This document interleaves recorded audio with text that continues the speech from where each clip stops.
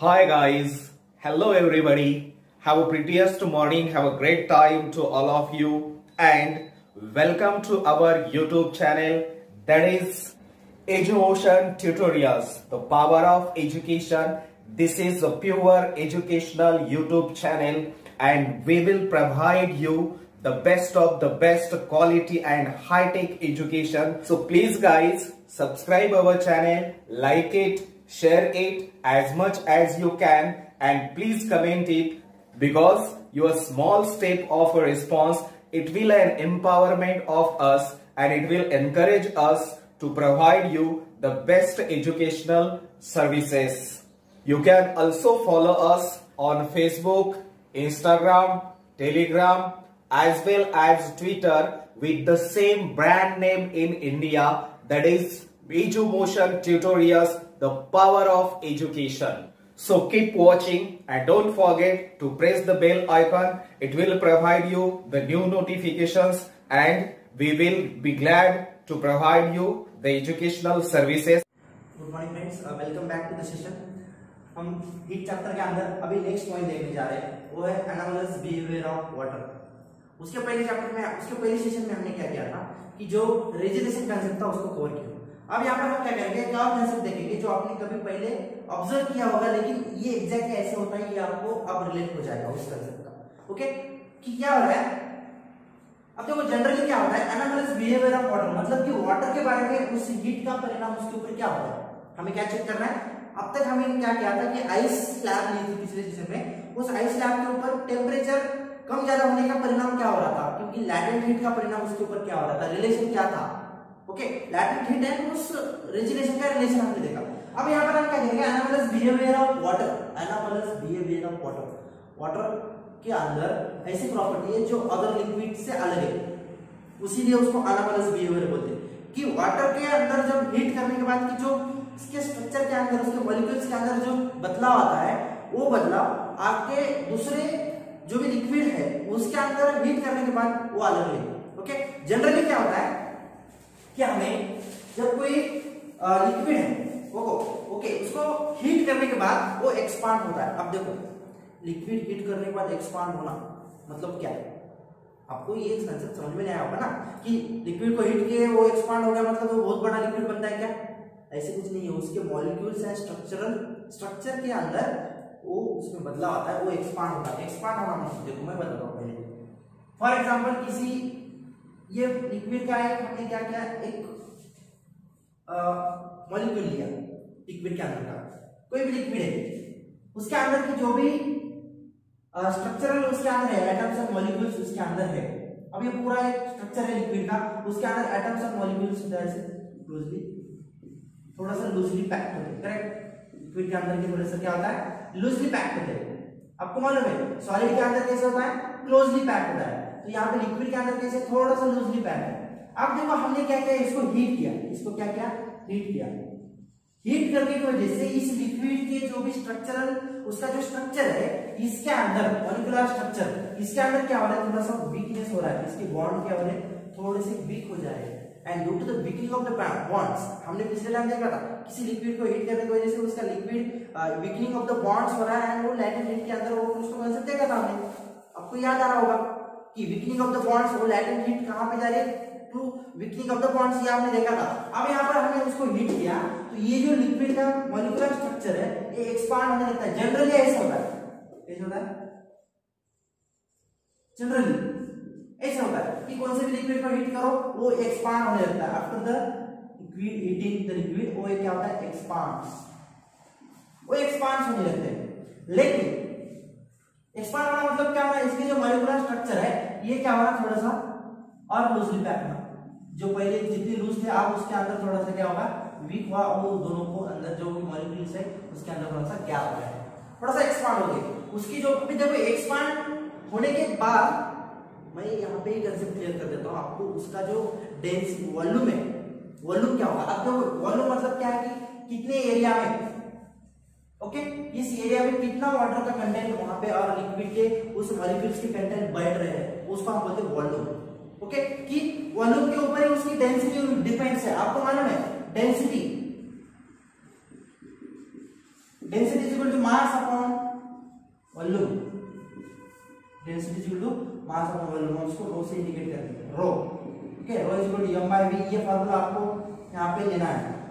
Density, किसी भी material की डेंसिटी निकालनी होती है ना, तो हमारे पास क्या फार्मूला रहता है, मास अपॉन वॉल्यूम। किसी मटेरियल का मास और उस मास का कितना एरिया कवर कर रहा है, ये उसके ऊपर वॉल्यूम रहता है। और जितना वॉल्यूम को ज्यादा ऑक्यूपाई करेगा, इसका मतलब उसकी डेंसिटी क्या है, कम है। फॉर एग्जांपल कॉटन लो, तो कॉटन को किसी एरिया में बिठाओ, इतने एरिया में कॉटन लिया हमने, ये पूरा कॉटन बैठ गया ऐसे, और सेम एरिया का हमने क्या करना है, आयरन लेना है, आयरन। अब ये इतने एरिया में ये आयरन का मटेरियल कितना कवर करेगा, उसका मास ज्यादा होगा, इसका क्या होगा, मास कम होगा। इसका मतलब डेंसिटी किसकी ज्यादा है, आयरन की। क्यों? क्योंकि आयरन है ना, इस वॉल्यूम के अंदर मास ज्यादा बढ़ रहा है इसका। यहाँ पे 1 kg आयरन यहाँ पे ऑक्यूपाई हुआ है, और यहाँ पे सिर्फ 200 ग्राम की कॉटन का यहाँ पे बैठ गया। इसका मतलब कि इसका उस एरिया, उसकी वॉल्यूम ज्यादा है इस कॉटन की, और इसकी वॉल्यूम क्या है, कम है। और कम एरिया में ज्यादा ये मटेरियल ज्यादा मास ऑक्यूपाई कर रहा है। इसका मतलब आयरन की डेंसिटी ज्यादा है एंड कॉटन की डेंसिटी क्या है, कम है। तो ये डेंसिटी के रिलेटेड कंसेप्ट है, यहाँ पे रिलेवेंस आ गया है, इसलिए मैं यहाँ पे क्लियर कर दे रहा हूँ। आपको आगे जाकर ये बिहेवियर देखना है, उसके अंदर डेंसिटी कैसे, वॉल्यूम क्या होता है, ये कंसेप्ट ये भी क्लियर होना जरूरी है, इसलिए मैंने यहाँ पे देखना है। देखो डेंसिटी का मैंने देखा है आपको फॉर्मूला कि density equal to mass upon volume. अब देखो ये जो जनरली क्या हो रहा है, इसको जब हम हीट कर रहे हैं, हीट का सिंबल आपको मालूम है, इसको जब हीट कर रहे हैं, आफ्टर हीटिंग ये जो मॉलिक्यूल्स है उसके अंदर के, ये जनरली एक्सपांड होने लगते हैं। एक्सपांड होना मतलब ये जो मॉलिक्यूल पहले थोड़े से क्लोज थे, अब वो थोड़े से लूजली पैक हो जाएंगे, थोड़े, ज्यादा नहीं, एयर के जैसे नहीं, थोड़ा सा लूज हो जाएंगे। अब ये मॉलिक्यूल लूज होने की वजह से ये जो एरिया था, ये पहले इतने एरिया में इतने मॉलिक्यूल्स बैठ रहे थे, अब ये जो इसी सेम एरिया के अंदर इसका क्या हो जाएगा, मॉलिक्यूल्स कम बैठेंगे। इसका मतलब उसका वॉल्यूम इंक्रीज हो जाएगा। क्या हो गया, वॉल्यूम इंक्रीज हो गया। अब इसका वॉल्यूम इंक्रीज होने की वजह से उस लिक्विड का डेंसिटी क्या होगी, कम होगी। वॉल्यूम इंक्रीज होने की वजह से क्या होता है, डेंसिटी कम हो जाती है। ये कंसेप्ट समझ में आया होगा आपको। अब हम क्या करेंगे, वाटर के बारे में देखेंगे, जो जनरली यहाँ पे लिक्विड, अदर लिक्विड के बारे में होता है। अब वाटर के अंदर क्या हो रहा है, वाटर को हीटिंग का क्या इफेक्ट हो रहा है वाटर के ऊपर, यही तो हमें देखना है, यही तो हमें पढ़ना है कि वाटर के ऊपर हीटिंग का क्या इफेक्ट हो रहा है। ये जनरली हमने देखा। अब देखो यहाँ पे वाटर नॉर्मल, मान लो कोई एक टेम्परेचर की एक स्केल है, मतलब कि हम देखेंगे कि यहाँ पे 0 डिग्री सेल्सियस रहेगा, 0 डिग्री सेल्सियस, यहाँ पे निगेटिव टेम्परेचर रहेगा एंड इधर पॉजिटिव टेम्परेचर है। मान लो ऐसी कुछ स्केल है, निगेटिव एंड पॉजिटिव टेम्परेचर वाली, यहाँ पे 0 डिग्री सेल्सियस टेम्परेचर है। अब देखो वाटर क्या हो रहा है ना, वाटर की कैसी प्रॉपर्टी है, वाटर को जब तुम हीट करते हो, वाटर को हीट करते हो, इसका मतलब वाटर जब आपने 0 डिग्री सेल्सियस टेम्परेचर पे रहेगा, उसको जब तुम 0 से लेकर 4 डिग्री सेल्सियस तक हीट करते हो, 0 से लेकर 4 डिग्री सेल्सियस तक हीट करते हो, तो वाटर क्या होना चाहिए, एक्सपांड होना चाहिए दूसरे लिक्विड की जैसे। वाटर क्या होना चाहिए, दूसरे लिक्विड की जैसा एक्सपांड होना चाहिए। लेकिन वाटर की प्रॉपर्टी ऐसी है, 0 to 4 डिग्री सेल्सियस तक उसको हीट करेंगे तो वाटर गेट कॉन्ट्रैक्ट्स। वाटर क्या होता है, कॉन्ट्रैक्शन। यहाँ पे क्या हो रहा है उसका, कॉन्ट्रैक्शन, कॉन्ट्रैक्शन ऑफ वाटर। 0 से लेकर 4 डिग्री सेल्सियस तक तुम वाटर को हीट करेंगे तो ये कॉन्ट्रैक्शन में लगता है। ओके, एंड 4 डिग्री सेल्सियस से और उसका टेम्परेचर बढ़ाएंगे तो ये होने लगता है एक्सपांड, ये होने लगता है एक्सपांड्स। यहाँ पे भी गलत हुआ है, ये क्या लगता है, एक्सपांड्स होने लगता है। इसका मतलब जब वाटर अपना 0 to 4 डिग्री सेल्सियस टेम्परेचर बढ़ाएंगे हम वाटर का, तो ये कॉन्ट्रैक्शन होता है एंड आफ्टर 4 डिग्री सेल्सियस ये एक्सपांड होने लगता है। इसी बिहेवियर ऑफ द वाटर को हम क्या बोलते हैं, एनालिसिस बिहेवियर ऑफ वाटर। अब इस कंडीशन में क्या हो रहा है, देखो हम इसमें जो भी हमने 0 डिग्री सेल्सियस से 4 डिग्री सेल्सियस तक उसको लेके जा रहे हैं, वो क्या हो रहा है, कॉन्ट्रैक्ट हो रहा है। इसका मतलब ये पहले एक्सपांड हो रहा था, यहाँ पे क्या होगा, कॉन्ट्रैक्शन होगा, कॉन्ट्रैक्शन। अब कॉन्ट्रैक्शन की वजह से क्या हो रहा है, ये जो मॉलिक्यूल पहले इस फॉर्म में थे, अब वो सीधा क्या हो गया, और क्लोजली पैक मॉलिक्यूल आएंगे, थोड़ा क्लोज है, ज्यादा नहीं, सॉलिड जैसा नहीं, पहले से बोल रहा हूँ, सॉलिड जैसे क्लोज नहीं, सॉलिड पूरे क्लोजली पैक होते हैं, लेकिन लिक्विड फॉर्म में थोड़ा सा क्लोजली पैक होना लगता है। तो यहाँ पर जो भी मॉलिक्यूल्स है पहले जितने क्लोज थे आप उसके और क्लोज आएंगे। ओके, तो ये जो क्लोजनेस है, ये जो कॉन्ट्रैक्शन है, इसकी वजह से क्या हो रहा है, उसके वॉल्यूम में क्या परिणाम हो रहा है, उसका वॉल्यूम कम कम होते जा रहा है। क्या हो रहा है, वॉल्यूम गोज ऑन डिक्रीजिंग। अब ऐसी कंडीशन आती है कि एट 4 डिग्री सेल्सियस उसका वॉल्यूम 0 हो जाता है। इसका मतलब कि वो वॉल्यूम 0 लेवल पे आता है। ओके, वॉल्यूम क्या होता है, एग्जैक्टली 0 लेवल बोल सकते हैं उसको कि वो वॉल्यूम कम होता है, लोएस्ट पॉइंट की तरफ आता है, मतलब उससे कम नहीं हो सकता। 0 वॉल्यूम होगा तो वो कॉम्पैक्ट हो जाएगा, एक इग्जिबल हो जाएगा। एक यहाँ पर देखो कि उसका कॉन्ट्रैक्शन होने की वजह से क्या हो रहा है, ये हीट की वजह से क्या हो रहा है, कॉन्ट्रैक्शन हो रहा है, कॉन्ट्रैक्शन की वजह से ये क्लोजली पैक हो रहा है और ये कॉम्पैक्ट हो जा रहा है स्ट्रक्चर, एंड कॉम्पैक्ट स्ट्रक्चर की वजह से ये इसका वॉल्यूम क्या हो रहा है, थोड़ा सा इंक्रीज और थोड़ा सा वॉल्यूम में क्या परिणाम हो रहा है, इसका स्ट्रक्चर थोड़ा सा क्लोज हो गया, मतलब वॉल्यूम कम हो गया। एंड आपने देखा था density is equal to mass upon volume, और उसका वॉल्यूम कम होने की वजह से डेंसिटी क्या हो रही है, बढ़ रही है। और ऐसा पॉइंट आता है, ऐसा टेम्परेचर आता है जहां पे वाटर की डेंसिटी मैक्सिमम होती है। The maximum density of the water is at dash degree Celsius. ऐसे क्वेश्चन आपको पूछा जा सकता है। The maximum density of the water is at 4 degree Celsius. यहां पर क्या होती है, उसकी मैक्सिमम डेंसिटी आती है। क्या आती है, maximum density. Density of the water is maximum at 4 degree Celsius. 0 से लेकर 4 की तरफ जाएंगे तो वाटर का क्या हो रहा है, मैंने बोला आपको कॉन्ट्रैक्शन हो रहा है, एंड कॉन्ट्रैक्शन की वजह से ये मॉलिक्यूल क्या क्लोज हो रहे हैं थोड़े से, और उस क्लोज की वजह से क्या हो रहा है, इसका वॉल्यूम क्या हो रहा है, कम होते जा रहा है। वॉल्यूम कम होने की वजह से डेंसिटी क्या हो रही है, इंक्रीज हो रही है। Density is inversely proportional to volume. Density is inversely proportional to volume. Volume कम करेंगे डेंसिटी बढ़ेगा, वॉल्यूम ज्यादा करेंगे डेंसिटी कम हो जाएगी।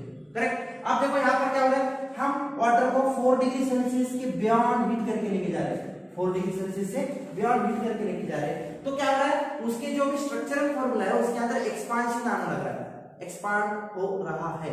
अब उसकी एक्सपांशन की वजह से यहाँ पर मैंने क्या बोला आपका, ये जो वॉल्यूम है वॉल्यूम इंक्रीज हो जा रहा है एंड डेंसिटी रिड्यूस हो जा रही है। इसका मतलब यहाँ से इधर जाएंगे तो डेंसिटी कम कम होती जाती है, और इधर भी डेंसिटी कम है, और डेंसिटी ज्यादा कहाँ है, डेंसिटी ज्यादा है एट 4 डिग्री सेल्सियस के ऊपर। आपको ये यहाँ से कंक्लूजन याद रखना है। Density of the water is maximum at 4 degree Celsius. Correct. यहाँ से आपको समझ में आया कि ये डेंसिटी कॉन्ट्रैक्शन एंड एक्सपांशन की वजह से इधर भी कम है डेंसिटी, और अब देखो ये टेम्परेचर ज्यादा होगा, उसको रिवर्स करो कि उसका टेम्परेचर कम करो, उसका टेम्परेचर कम कम करते जाएंगे, वो क्या होगा, कॉन्ट्रैक्शन हो जाएगा, 4 डिग्री सेल्सियस पे मैक्सिमम कॉन्ट्रैक्शन होगा, और उधर आएंगे थोड़ा सा एक्सपांशन होने लगेगा। मतलब कि तुम 4 डिग्री सेल्सियस से 0 डिग्री सेल्सियस की तरफ आएंगे, 4 डिग्री सेल्सियस से 0 डिग्री सेल्सियस की तरफ आएंगे तो वाटर का क्या होता है, एक्सपांशन होने लगता है। क्यों, क्योंकि ये 0 से 4 की तरफ कॉन्ट्रैक्ट हो रहा था, अब 4 से 0 की तरफ आएंगे तो एक्सपांशन होगा। इसका मतलब वो 0 पे आइस फॉर्म में आएगा। आपको मालूम है कि वाटर को जब हम, एक बॉटल का आप एग्जांपल दे सकते हो, किसी बॉटल के अंदर हमने पानी भर के रखा है, वाटर भर के फ्रीज के अंदर रखा, और वो जो नॉर्मल टेम्परेचर था उसका मान लो कि कोई 12 डिग्री सेल्सियस होगा। ओके, तुम कम कम करते आए, 4 डिग्री सेल्सियस पे आए, उससे भी कम यहाँ पे फ्रीजर के अंदर हो रहा है, तो 4 से लेकर 0 डिग्री सेल्सियस, मतलब इसका जब आइस बनता है, पानी भरते समय ये लेवल थी, अब हम देखा कि कुछ टाइम बाद यहाँ पे आइस, उसका कन्वर्जन आइस फॉर्म में हो रहा है, तो वो जो आइस का है तो वाटर का लेवल आप एक्सपांशन की वजह से यहाँ पे एक्सपांशन होता है, 4 डिग्री सेल्सियस से कम टेम्परेचर हो रहा है, तो ये जो वाटर की लेवल आप थी, अब वो एक्सपांड होने की वजह से क्या हो रहा है, वॉल्यूम के अंदर बदल आ रहा है, वॉल्यूम इंक्रीज हो रहा है, वॉल्यूम इंक्रीज होने की वजह से ये लेवल बढ़ के यहाँ तक आ रहा है, और वो आइस फॉर्म है। ये वाटर का लेवल था जब हमने इनिशियली उसके ऊपर फिल किया था। वाटर इसके अंदर भर के रखा है फ्रीजर के अंदर, फ्रीज के अंदर जब वाटर भरते हो तो ये लेवल इसका इस लेवल पे था। अब उसके आइस होने के बाद ये लेवल बढ़ गया, ये आपने बहुत बार ऑब्जर्व किया होगा, लेकिन उस कंडीशन में वहां पे क्या होता है, what is the science behind that? Science एक ही है कि जब वाटर की प्रॉपर्टी ऐसी है कि तुम उसको 4 से लेकर 0 की तरफ लेके जाएंगे, टेम्परेचर कम करते करते जाएंगे, तो वो एक्सपांड होने लगता है, और इस एक्सपांशन की वजह से ये आइस का कन्वर्जन होने के बाद उसके मॉलिक्यूल्स थोड़े से लूज हो जाते हैं, एंड उसका जो भी वॉल्यूम है वो बढ़ते बढ़ते जाता है। इसीलिए ये जो कैप है ये आपकी निकल के बाहर आ सकती है। इसलिए फ्रीजर के अंदर जब तुम वाटर भरते हो बॉटल के अंदर तो थोड़ा सा कम भरते हो, कभी भी पूरा पैक भर के देखो, तुम करके ऑब्जर्व करके देखो। मैंने एक बार फ्रीजर के अंदर एक ऐसी आयरन की मेटल की बॉटल थी, तुम बिलीव नहीं करेंगे, उस मेटल के बॉटल इतनी हार्ड थी वो, मैंने उसको पैक करके भरा था उसको लेवल तक, और मैंने 1-2 आवर्स के बाद उसको देखा वो फ्रीज हो चुका था और वो जो बॉटल थी वो पूरी क्रैक हो चुकी थी। मतलब वो एक्सपांस होने लगता है वाटर, और उस एक्सपांशन का प्रेशर इतना ज्यादा होता है कि वो मेटल के बॉटल को ब्रेक कर सकता है। प्लास्टिक की बॉटल इजीली ब्रेक होती है, तुम कभी ऑब्जर्व करो, कभी चेक करो उसको, फ्रीजर के अंदर तुम एक बॉटल भरो, उस बॉटल के अंदर पानी ऐसे लेवल तक भर दो और वो पूरा क्या पूरा पैक कर दो उसको, थोड़ी सी भी जगह मत रखो, और उसको 1-2 घंटे के बाद उसकी फ्रीजर होने के तक वेट करो। आफ्टर फ्रीजिंग तो वो जो कैप है पूरी ब्रेक हो जाएगी, टूट के बाहर आएगा बर्फ जो आइस है। क्यों होता है वैसा? क्योंकि हमें 4 डिग्री सेल्सियस से 0 डिग्री सेल्सियस तक हम टेम्परेचर जब कम करते हैं, इसके पीछे जाते हैं, तो वाटर का एक्सपांशन होने लगता है, उसका वॉल्यूम इंक्रीज होता है। वॉल्यूम इंक्रीज हो गई, इसका मतलब डेंसिटी कम हो गई, डेंसिटी कम होगी, इसका मतलब क्या होगा? ज्यादा एरिया में कम क्वांटिटी बैठेगी, मतलब कि पहले एरिया उतना ही था, अब उसकी क्वांटिटी बढ़ गई तो ब्रेक होके बाहर ही आने वाला है। ओके, तो ये होता है अनोमलस बिहेवियर ऑफ वाटर। इस कंडीशन को हम बोलते हैं अनोमलस बिहेवियर ऑफ वाटर। ये जो चेंजेस हो रहे हैं वाटर के अंदर से, ये बहुत इंपॉर्टेंट है। आपको यहाँ से क्या पॉइंट लेना है? पॉइंट एक ही लेना है यहाँ से, the density of water, density of the water is maximum at 4 degree Celsius. And ये दो कंसेप्ट याद रखना कि if we heating the water from 0 degree Celsius to 4 degree Celsius, instead of expansion water के कॉन्टैक्ट्स, जनरली लिक्विड का क्या होता है 0 से 4 डिग्री सेल्सियस तक हम एक्सपांड करने लगते हैं, उसको हीट कर लेते हैं, तो जनरली यहाँ तक एक्सपांशन होता है। लेकिन यहाँ पर वाटर का कॉन्ट्रैक्शन हो रहा है and after 4 degree Celsius water goes on expands. तो ये याद रखना आपको, ये इतना पॉइंट, इसीलिए ये पॉइंट आप फिगर आउट करेंगे, इसको नोट डाउन करके रखेंगे तो आपको याद रखने में इजी हो जाएगा। ये अनोमलस बिहेवियर ऑफ वाटर है, ये आपको बोर्ड एग्जाम में 101% ऐसे क्वेश्चन आते हैं इसके ऊपर, अनोमलस बिहेवियर ऑफ वाटर। आप देखिए जो अनोमलस बिहेवियर ऑफ वाटर है, इसके रिलेटेड कुछ और पॉइंट्स है हमारे हीट चैप्टर के अंदर इसी कंसेप्ट के ऊपर। आपने ये कंसेप्ट एक बार क्लियर किया तो आप कौन से भी क्वेश्चंस, आप कौन से भी कैसे जो कि रीजन होते हैं, साइंटिफिक रीजन आपके एग्जाम में पूछे जाते हैं, उस साइंटिफिक रीजन को ये कंसेप्ट क्लियर होने की वजह से आप इजीली टैकल कर सकते हो, करेक्ट, उसको इजीली सॉल्व कर सकते हो क्योंकि ये आपका क्लियर है कंसेप्ट। हम आगे बढ़ेंगे। अब देखो यहाँ पे इसका ग्राफिकल रिप्रेजेंटेशन होता है। आपको ग्राफ एग्जाम में ऐसे नहीं पूछते what is anomalous behaviour of water, ऐसे पूछ सकते हैं, लेकिन इसके अलावा एक और आपको क्वेश्चन की एक तरीका होता है, उसको आपको एक ग्राफ प्लॉट किया जाता है। हमने ग्राफ प्लॉट करना बाकी है, हमारे पास क्या क्या है, टेम्परेचर वर्सेस वॉल्यूम। हम क्या करेंगे, ग्राफ प्लॉट करेंगे, हम टेम्परेचर लेंगे एक्स एक्सिस के ऊपर। फॉर एग्जांपल हमने ये ग्राफ लिया, हम एक्स एक्सिस के ऊपर उसका टेम्परेचर लेंगे, टेम्परेचर इन डिग्री सेल्सियस इस एक्सिस के ऊपर लेंगे, और वहां पे वॉल्यूम लेंगे, स्पेसिफिक वॉल्यूम हम किसके ऊपर लेंगे, वाई एक्सिस के ऊपर। अब ये देखो टेम्परेचर वर्सेस वॉल्यूम के अंदर क्या होता है, स्पेसिफिक वॉल्यूम हम उसको बोलते हैं सेंटीमीटर के ऊपर ग्राम, सेंटीमीटर के ऊपर ग्राम, ऐसे किसी यूनिट का हमने वॉल्यूम लिया इस वाई एक्सिस के ऊपर। अब क्या करना है, वॉल्यूम कहां से कहां तक, 1000 सेंटीमीटर क्यूब पर ग्राम से लेकर 0.5 to 35 तक। ओके, 1000 सेंटीमीटर क्यूब पर ग्राम, देन ये सेम आएगा 1000, 0.5, 1010। ओके, इसको हम क्या करेंगे, ऐसे प्लॉट करेंगे। मान लो कि ये ऐसे 15, 20, 25, 30, 35 ऐसा है। ओके, तो हमने क्या किया, एक्स एक्सिस और वाई एक्सिस के ऊपर ये प्लॉट है। अब टेम्परेचर हम क्या करेंगे, इस एक्स एक्सिस के ऊपर लेंगे 1 से लेकर 10 तक, 0 से लेकर 10 तक, 0 डिग्री सेल्सियस से लेकर यहाँ पे क्या है 2, 4 डिग्री सेल्सियस, 6 डिग्री सेल्सियस, तो 1 2 3 ऐसे लेंगे। ओके, 1 2 3 लेंगे, थोड़ा सा ये होता है 1 डिग्री सेल्सियस, 2 3 4 5 6 7 8 9 एंड 10। ओके, तो ये टेम्परेचर हो गया ऑन द एक्स एक्सिस। अब देखो इनिशियली फॉर एग्जांपल हमने क्या किया, वाटर को 0 डिग्री सेल्सियस से 4 डिग्री सेल्सियस तक उसका टेम्परेचर इंक्रीज किया। अब क्या हो रहा है, 0 डिग्री सेल्सियस के ऊपर जो वाटर का जो वॉल्यूम था ये इतना था, वाटर का वॉल्यूम कितना था, इस पॉइंट के ऊपर था 1000.10 सेंटीमीटर क्यूब पर ग्राम, इतना एक इसका वॉल्यूम था। इसका वॉल्यूम कितना था, सेंटीमीटर क्यूब पर ग्राम। ओके, वॉल्यूम किसमें, सेंटीमीटर क्यूब पर ग्राम। अब देखो इतने ग्राम वाटर का इतने मतलब कि 1000 ग्राम वाटर हुए, और इसका यहाँ पर आपको 1 लीटर वाटर है उसका इतना वॉल्यूम था और ये 0 डिग्री सेल्सियस पे था। जैसे जैसे हम उस 0 डिग्री सेल्सियस का क्या कर रहे हैं, टेम्परेचर बढ़ा के जा रहे हैं, मतलब कि इस डायरेक्शन से जा रहे हैं, तो ये वॉल्यूम कम होते जा रहा है। याद रखना, ये वॉल्यूम कम होते जा रहा है और ऐसी कंडीशन आ रही है जहां पे वॉल्यूम क्या है, 0 है। ये वॉल्यूम क्या हो रहा है, कम होते जा रहा है। क्यों? क्योंकि हमने टेम्परेचर 0 से लेकर 4 की तरफ इंक्रीज करते जा रहे हैं। हम टेम्परेचर अपना वाटर इंक्रीज कर रहे हैं। जब वाटर नॉर्मल टेम्परेचर पे था 0 डिग्री सेल्सियस, तो उसका वॉल्यूम इतना था। अब टेम्परेचर हम जैसे जैसे बढ़ा रहे हैं तो वॉल्यूम कम होते जा रहा है। इसका मतलब ये जो वाटर है वो कॉन्ट्रैक्ट होते जा रही है। वाटर क्या हो रहा है, कॉन्ट्रैक्ट होते जा रहा है। यहाँ पे ग्राफिकली रिप्रेजेंट हम ऐसे करेंगे, ये लाइन जो है, हम इनिशियली हम जो टेम्परेचर है, if we increase the temperature of water, if we increase the temperature of water from 0 degree Celsius to 4 degree Celsius, the volume of the water goes on decreasing, and at 4 degree Celsius the volume of the water becomes 0. ये volume क्या होगा, 0 हो जाएगा। 0 मतलब कि वो minimum level पे आएगा। मिनिमम 0 नहीं हो सकता, सॉरी, मिनिमम लेवल पे आएगा। मिनिमम लेवल क्या है इसकी, ये लेवल है। तो मिनिमम वॉल्यूम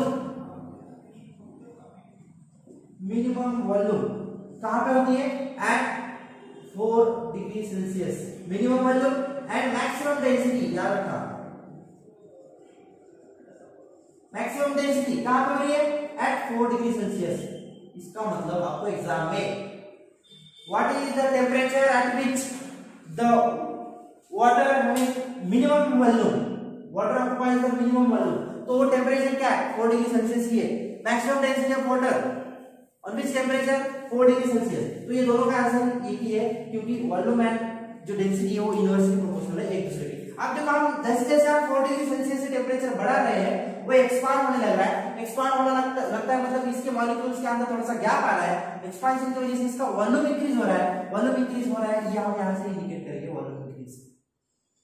ऐसे वॉल्यूम इंक्रीज कैसे इंडिकेट करेंगे हम, ये पूरा ऐसे इंडिकेट करेंगे। तो इसका मतलब जो भी टेम्परेचर 4 डिग्री सेल्सियस पे आएगा वो रहेगा मिनिमम वॉल्यूम। इसका मतलब वो होता है मैक्सिमम डेंसिटी। मिनिमम वॉल्यूम मतलब क्या होता है, मैक्सिमम डेंसिटी। और जैसे जैसे हम हीट करते जा रहे हैं वो एक्सपांड होने लग रहा है। वो क्या हो रहा है, एक्सपांड होने लग रहा है। जैसे जैसे हम इसको हीट कर रहे हैं वो कंटिन्यूअसली एक्सपांड होने लग रहा है। 4 डिग्री सेल्सियस से ज्यादा टेम्परेचर जाएगा, 4 डिग्री सेल्सियस से ज्यादा टेम्परेचर जाएगा, वो एक्सपांड होने लगता है। यहाँ पे देखो ग्राफ की रिप्रेजेंटेशन ऐसे होती है, एक्सपांड होने लग रहा है। इसका मतलब कि इसकी वॉल्यूम क्या हो गया, यहां तक आ गई, एक्सपांड हो गई, वॉल्यूम इंक्रीज हो गई, डेंसिटी कम हो गई। डेंसिटी कम हो गई, इसका मतलब कि वो एक्सपांड होने लगा है। ओके, तो ये होता है हमारा anomalous behaviour of water. Anomalous behaviour of water. Board exam में आपको सिर्फ इतना ग्राफ आता है, observe the graph and explain it, आपको ऐसे लिखा जाता है। और right observation by observing this graph. इस ग्राफ को ऑब्जर्व करके आपको उसके ऑब्जर्वेशंस लिखने हैं। क्या होता है, क्या दिखाया है इसमें। In this graph, on x axis there is the volume, specific volume, and on y axis is the volume. On x axis there is the temperature.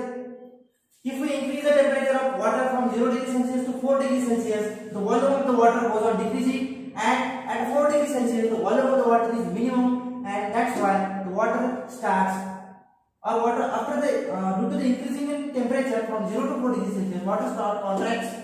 And at 4 degree Celsius, the volume of the water is minimum, and due to that, at the 4 degree Celsius, the density of water is maximum.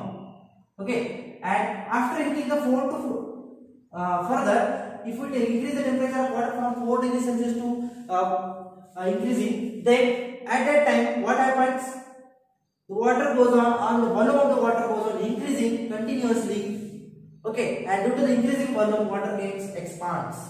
तो ये हमारे इस temperature को हम बोल सकते हैं and at 4 degree Celsius the density of the water is maximum and that behaviour of the water from this graph we are observing that behaviour is nothing but the anomalous behaviour of water.